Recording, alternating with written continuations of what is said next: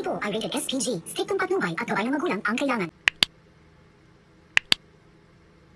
Nalaman nga nito ni Charlene nga ang kalokohan na ginawa na naman ng kanyang anak na si Libby. Dahil na rin nga nito ay naparatangan nga ito ngang si Princess. Nasa kanya umano ang ideya kung bakit nga nagalit nga itong si Xavier. Dahil na rin sa pinalabas na nga na video doon nga sa party ni Xavier na nandoon nga ang mensahe ng kanyang nanay na si Lailani. At dahil nga dito, ay kinumpronta nga nito ni Charlene ang kanyang anak na si Libby kung bakit niya umano ito ginawa upang sirain si Princess. Sinabi naman ni Libby na hindi naman umano niya idea iyon at bakit umano sa kanya isinisisi ang lahat. Kilalang kilala nga ni Charlene ang ugali nga ng kanyang anak at alam niyang walang kinalaman nga itong si Princess. Subalit mas lalo ngang nagalit ang anak ni Charlene dahil dito at bakit umano hanggang ngayon ay hindi pa rin siya panipaniwalaan nga nito. Alam na alam kasi nga ni Charlene nga ang tunay na pagkatao rin ni Xavier na may magulang nga ito na nakakulong.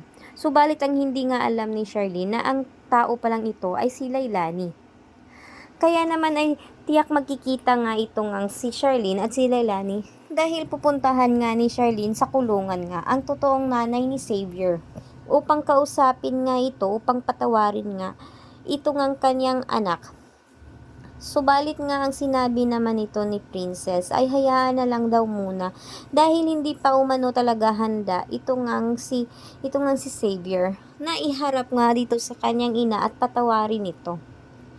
Kaya sinabi naman ito ni Princess na kasalanan umano niya at akuhin umano niya ang lahat ng galit ni Xavier sa kanya. Nagmaang-maangan naman itong si Princess at hindi niya sinabi na si Libby talaga ang may pakana nito. Ang hindi nga maintindihan nga ng dalaga ay bakit umano nais nga umano niyang gawin ito dito kay Xavier na alam naman umano nito ni Libby na galit umano ito ngang si Xavier sa kanyang ina. Kaya ngayon ay maliwanag na kay Princess ang lahat na ayaw nga talaga ni Xavier na makita ang kanyang tunay na ina na si Lailani.